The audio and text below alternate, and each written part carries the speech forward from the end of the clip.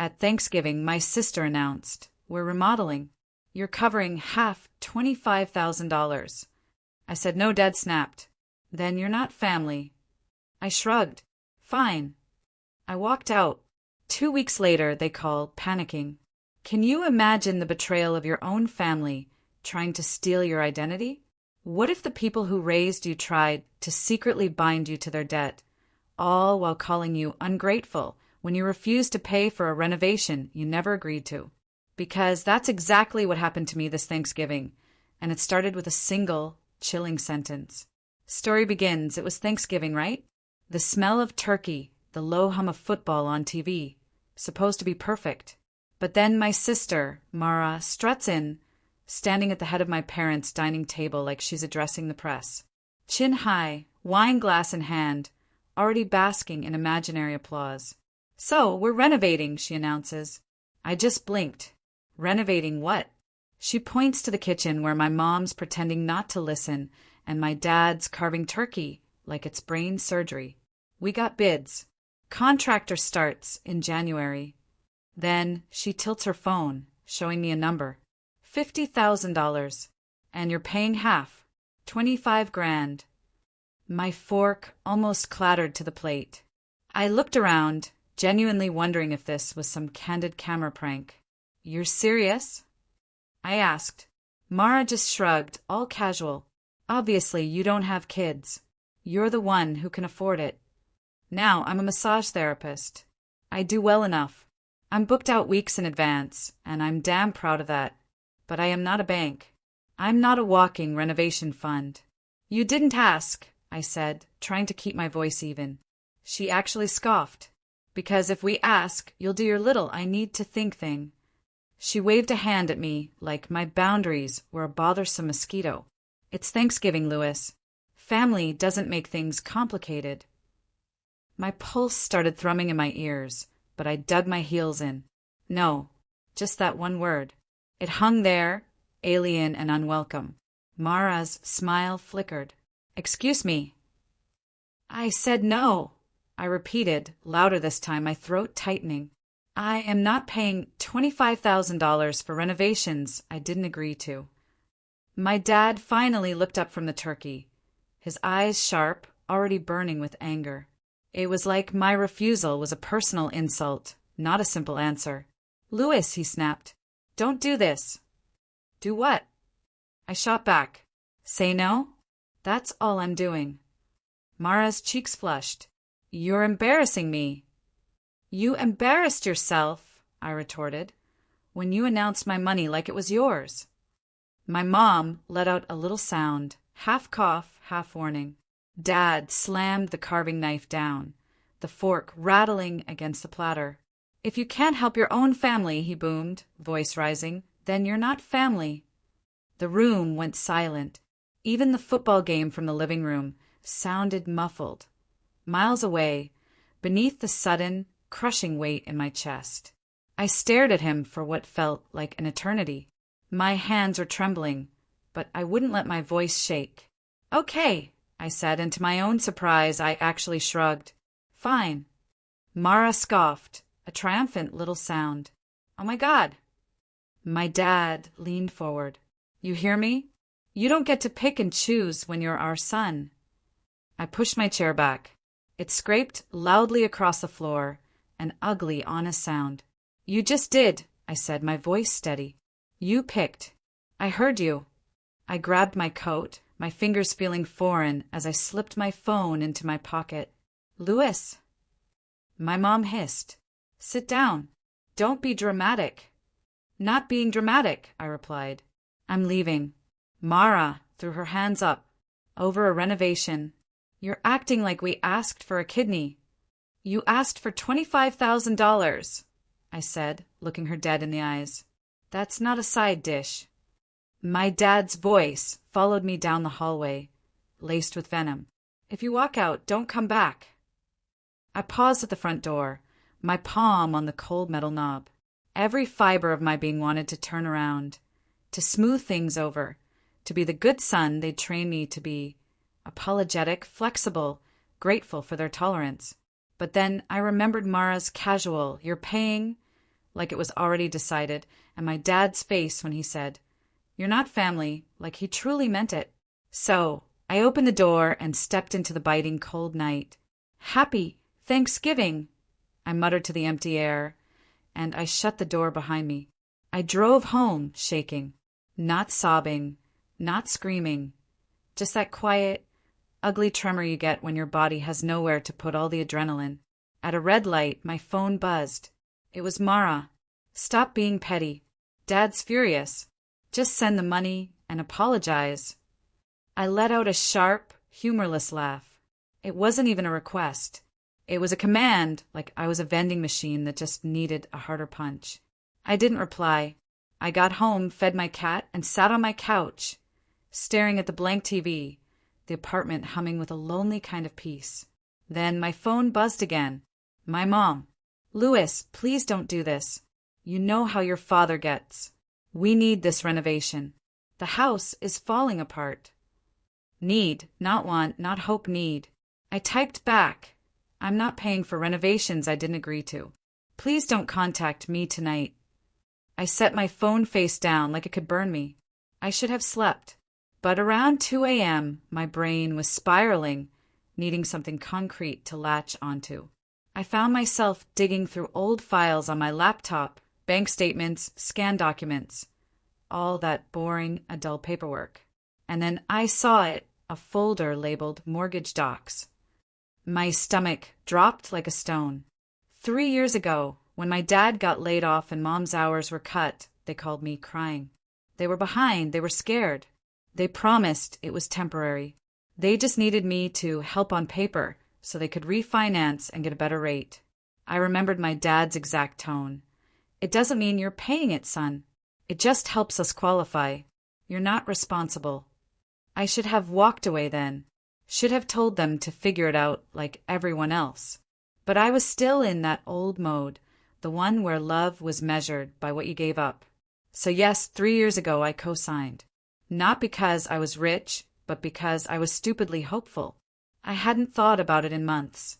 Payments were on auto-pay from their account, and they always assured me everything was fine. Anytime I asked, I got the usual, "Why are you so suspicious of your own parents?" Now, sitting in my dark apartment, I opened that folder. The scanned paperwork. My name. My signature. My responsibility. Suddenly, Mara demanding $25,000 didn't feel like the real problem. It felt like the beginning of something much, much worse. The next morning, I didn't call my parents. I didn't call my sister. I called the one place that would give me facts instead of guilt, the bank. After navigating an endless robotic menu, I finally got a woman named Denise in the mortgage department. Her voice was polite, slightly tired, the universal customer service voice. "I'm calling to check my status on a loan," I said. "I'm a co-signer on a mortgage with my parents." There was a pause as she pulled up the account. "Okay," Denise said slowly. "I see you here as a co-borrower. What can I help you with?" "Can you tell me what products are open on this account?" I asked. "Any lines of credit? Any new applications?" Another pause, then the click of a keyboard. "Well," she said carefully, "there was an application submitted recently for a home equity line of credit, or HELIC, tied to the property. It's in process." My grip tightened on the phone. "Submitted recently, as in when?" 2 weeks ago," she said. 2 weeks. 2 weeks before Thanksgiving. A HELIC. For renovations. I swallowed hard. Was I notified? "It shows here that disclosures were sent," Denise said, "to the email on file." "I never received anything," I said, already knowing what she'd say next. Denise read the email address out loud. It wasn't mine. It was a weird variation. 1 extra letter, 1 number swapped. The kind of typo that isn't an accident when someone is trying to intercept your mail. My stomach went cold. "Denise," I said, my voice tight, "I did not submit that application. I did not authorize that email address. I need to flag this immediately." Her tone changed. Sharper. Professional in a different way. "Okay," she said. I'm going to transfer you to our fraud and security department. Stay on the line. The hold music started. I stared at my kitchen counter, willing it to give me answers. 3 minutes later, a man came on the line. Fraud department, this is Mark. I explained everything. The cosign, the sudden renovation demand, the fake email address. Mark didn't sound shocked. That almost scared me more. I'm going to place a freeze on any additional draws or approvals associated with your identity, he said. We're also going to require new identity verification from you and your co-borrowers. Can you remove me? I asked, my voice barely a whisper. He exhaled. Not from an existing mortgage without refinancing or payoff, but you can absolutely withdraw consent for any new credit products and report unauthorized activity. If you believe your signature or consent was misused, we'll need an affidavit and potentially a police report. My mouth went dry. So they tried to get a helic using my name. That's what it appears, Mark said. And if your consent wasn't given, we'll stop the process. A bitter laugh slipped out. They're going to lose their minds. Mark didn't laugh. Mr. Lewis, I'm going to be blunt. If your family members are attempting to use your identity to secure credit, that's serious. It can impact your credit, your liability, your future financing. You're doing the right thing calling. After I hung up, I sat on my kitchen floor, back against the cabinets, and stared at nothing for a long, long time. Thanksgiving wasn't about turkey. It was about leverage. They weren't asking me to pay half because they believed in family. They were asking because they thought they already had me trapped. I did everything Mark told me to do. I went into a branch. I showed my ID. I filled out forms. I signed a fraud affidavit stating clearly that I did not authorize any helic application, did not approve that email address, and did not consent to any new credit under my name. The banker helping me, a young guy with a nervous smile, kept glancing up like he wasn't sure if I was about to explode. I didn't. I was too calm for that. Anger is loud when you're still hoping someone will apologize. I wasn't hoping anymore. Before I left, I froze my credit with the bureaus, changed every password, turned on every alert. I treated my identity like a house I'd finally decided to lock down. That night, my phone was quiet. No messages, no calls. It was almost like my family could sense that something had shifted, and they didn't know where the new landmines were. For a brief moment, I thought maybe they'd just let it go. Then, 2 weeks after Thanksgiving, my phone rang. Unknown number. I almost didn't answer, but something in me, call it curiosity, call it instinct, swiped to accept. My mother's voice hit my ear like a siren. "Louis," she cried, "what did you do?" I pulled the phone away for a second, then put it back. "Hello, Mom." "We got a call from the bank," she said, panicked, breathless. They said you withdrew permission. Something about fraud, and now everything is frozen." In the background, I heard my dad's voice, muffled but furious. "Give me the phone." I stayed calm. My hands weren't shaking this time. "That's correct," I said. Mom sounded like she was actually crying, or at least crying the way she cries when consequences show up at the door. "Why would you do that to us?" she demanded. "We were counting on that money. The contractor, Mara, said you were renovating. I cut in.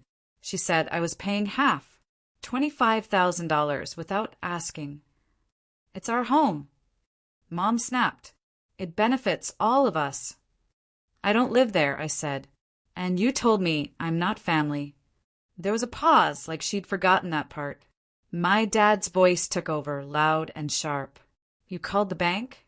Are you trying to sabotage us?" I actually smiled, not because it was funny, but because it was so perfectly, sickeningly predictable. "You sabotaged yourselves," I said. "Did you apply for a helic using my identity?" "What?" Dad barked. "Of course we did. You're on the mortgage. It's normal." "It's not normal," I said, to use a fake email address to intercept disclosures. Silence. I could hear their breathing, the faint clink of something in the kitchen on their end, Maybe Mom pacing, bumping a spoon against a mug. Dad's voice came back slower. You're imagining things. I spoke to the fraud department, I said. They confirmed the email address on the application wasn't mine. Mom gasped like the word fraud was a curse I'd thrown at them. That was probably a typo, she said quickly, too quickly. Mara probably typed it wrong. Mara also announced I'm paying $25,000 like she was ordering dessert, I said. So, I'm done assuming mistakes are accidental. Dad's voice cracked like a whip. You ungrateful, after everything we've done for you? I laughed again, soft and tired. Everything you've done for me? Yes, he shouted. We raised you.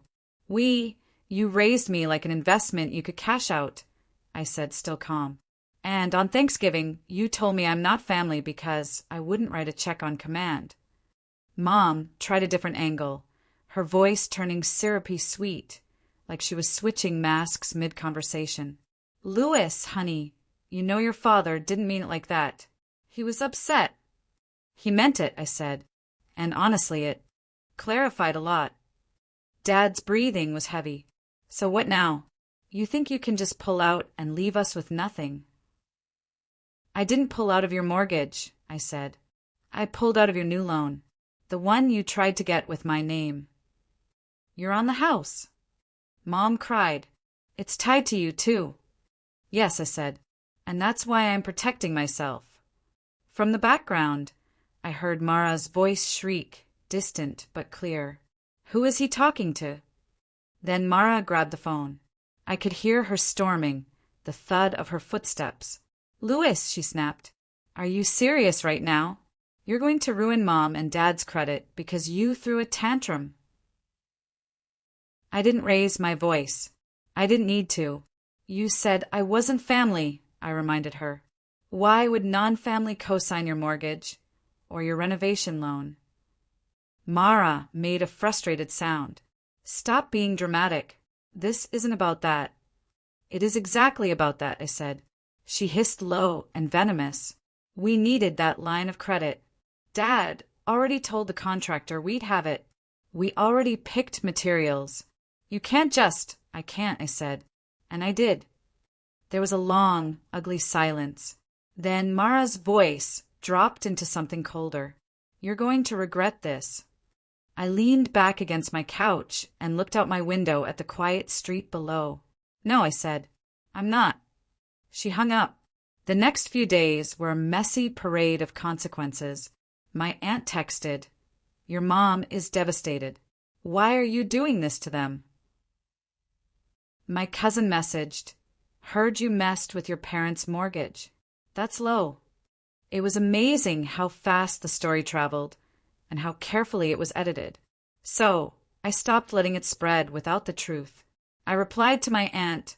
They applied for a HELIC using my identity with an email that wasn't mine. I reported it to the bank. That's the whole story. No emojis, no pleading, just facts. I replied to my cousin. I didn't mess with their mortgage. I stopped a new loan they tried to take under my name. If that's low, you're welcome to co-sign for them. That shut him up. Then my dad tried again, this time with a different tactic. He called from his number. I let it go to voicemail. His message was pure rage. You think you're so big now because you rub people's backs for money? You're nothing without us. If you don't fix this, don't bother coming around ever. The old me would have curled in on himself, wondered if he was right. But the new me just sat there listening and felt something I didn't expect, relief. Because it wasn't confusing anymore. They weren't misunderstood. They were exactly who they'd always been. Here's the part that still makes my jaw tighten when I think about it. After the bank froze the HELIC application, my parents couldn't just fix it. They tried. Oh, they tried. They went into the branch together. They called. They complained. But the minute fraud is flagged, the bank stops treating you like a customer and starts treating you like a risk. They were asked for documentation. They were asked to verify email addresses. They were asked why a co-borrower had filed an affidavit. And because I was a co-signer on the mortgage, the bank wouldn't move forward without my consent. The contractor, who had been promised a January start, backed out when the money wasn't guaranteed.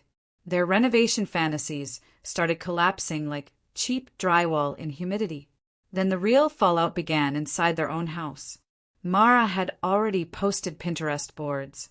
She'd already told friends she was helping her parents with the renovation, like she was the hero in the story. Now she had to explain why everything was delayed. And my parents had to sit with the fact that their plan, pressure me publicly, threaten my belonging, then use my name anyway, didn't work. They didn't apologize. They just panicked. A month later, I got a letter from the bank confirming the HELIC application was canceled and flagged as unauthorized. It also stated that any future applications involving my identity would require in-person verification. I held that paper in my hands like it was a shield. Around the same time, my credit monitoring pinged me. Attempted inquiry blocked. They tried again. That's when I did the final thing I should have done years ago. I hired a lawyer. Not for revenge, not to ruin them, just to protect myself. We sent a formal notice to my parents stating that any use of my personal information for credit applications without my written consent would be treated as fraud and reported. My lawyer, a dry, efficient woman with a voice like a stapler, also advised me to consider whether staying tied to their mortgage long-term was worth the risk. So I made a plan. I told my parents, through the lawyer, that if they wanted to keep their house, they needed to refinance within a certain time frame and remove me. Otherwise, I would pursue legal options to force a resolution. Suddenly, they found motivation. Funny how that works. The day they finally refinanced without me, my dad didn't call to tell me. My mom didn't text. Mara didn't send a single petty message. I found out because my credit report updated. My name was off their mortgage. The invisible chain snapped. That night, I went to work like normal. I did deep tissue on a guy who always fell asleep halfway through and snored softly into the face cradle. I chatted with an older woman about her grandkids while I worked her shoulders. I came home and cooked myself something simple. Pasta, garlic, olive oil. No drama, no shouting, no family group chat exploding with demands. Just quiet. And in that quiet, I realized something I hadn't let myself feel before. I wasn't grieving losing them. I was grieving the version of them I'd spent years trying to earn. A few weeks after that, I ran into Mrs. Halprin, my favorite regular client at the grocery store. She's the kind of woman who smells like expensive lotion and calls everyone darling, like she invented kindness. She looked at me over the top of her glasses. "You look lighter," she said. I laughed. "New moisturizer." She waved her hand. "No, your eyes. Like you've stopped carrying something that wasn't yours." I stood there in the produce aisle, holding a bag of oranges, and felt my throat tighten because she was right. That was exactly it. I didn't tell her the whole story. I didn't need to. I just said, "Yeah, I think I finally did." I still get messages sometimes. My mom on holidays will send, "Hope you're well." Mara once sent, "Dad's blood pressure is bad. Stress makes it worse." A cousin tried to invite me to a barbecue, like nothing happened. I don't engage, not because I'm punishing them, but because I'm done negotiating my humanity for access to a family that only wants me when they need something. The truth is simple. If the price of being family is surrendering my money, my credit, my peace, and my right to say no, then I'd rather not be family. So when my dad told me, "Then you're not family," and I shrugged and said, "Fine," I wasn't being cold. I was finally being honest. And when they called 2 weeks later, panicking because the bank says you co-signed our mortgage and just withdrew permission, my calm reply wasn't cruelty. It was closure. Because they taught me the rules the moment they tried to spend my name like cash. And I finally learned the only one that matters, no one gets to use. You and call it love. This entire ordeal, this whole Thanksgiving nightmare, wasn't just about money. It was about realizing that family obligation can become financial fraud when help is taken, not offered. Real help requires consent. Anything else is theft with a holiday backdrop. Call to action. This whole experience really made me rethink what family truly means. Have any of you ever faced something like this, where you had to draw a hard line with loved ones for your own protection? Or did I go too far? I'd really love to hear your thoughts in the comments below.